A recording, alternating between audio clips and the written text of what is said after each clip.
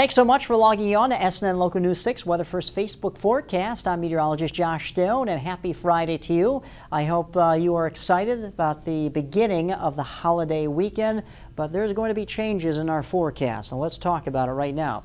A few clouds over the Suncoast at this time, but we're going to have those clouds on the increase as we go through the afternoon hours. And what we saw yesterday was those storms that were pretty heavy that came right towards the coastline here with those heavy downpours and lightning strikes and gusty winds. So that could be the same case as we go through this afternoon. Now right now our radar over the Suncoast is quiet, but just like yesterday, we're anticipating another round of storms that come towards the coast as we get to the heating of the day and that sea breeze conversion kicks in. But right now the heavier storms that are taking place at this moment are out here in the Gulf of Mexico, well off the west coast of Florida. And this is why we have a new tropical depression.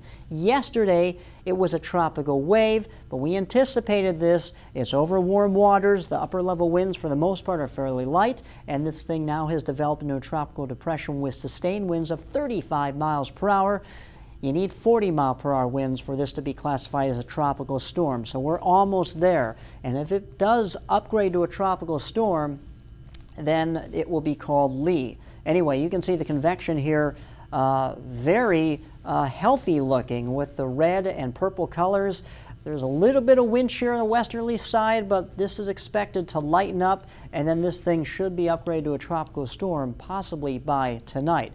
Now, as this thing starts to crank up and ramp up, we're talking about the winds becoming stronger. That will drive the surf quite high, and that's going to radiate all around the entire Gulf of Mexico with that higher surf. So that means that for the boaters over the weekend, well, unfortunately, it looks like the waves are going to be quite high, so look out for that. So once again, this storm really starting to crank up, but it is going to spill out several inches of rainfall here in the northern Gulf Coast. We're talking about southern Louisiana, potentially could get up to 18 inches, maybe some areas 20 or 24 inches. And if that happens, the city of New Orleans is in trouble with some serious flooding concerns. 90 degrees would be our high today. Just watch the skies for those scattered storms that could develop in the afternoon hours. We're watching the rest of the tropics now. Another tropical wave came off the coast of Africa. We're watching this.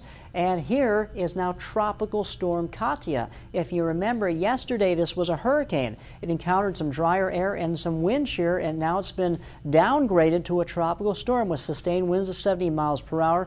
Pressure is at 994, and it's moving to the west and northwest at 15 miles per hour. Just yesterday, it was moving in this direction maybe around 24 miles per hour, so it has slowed down.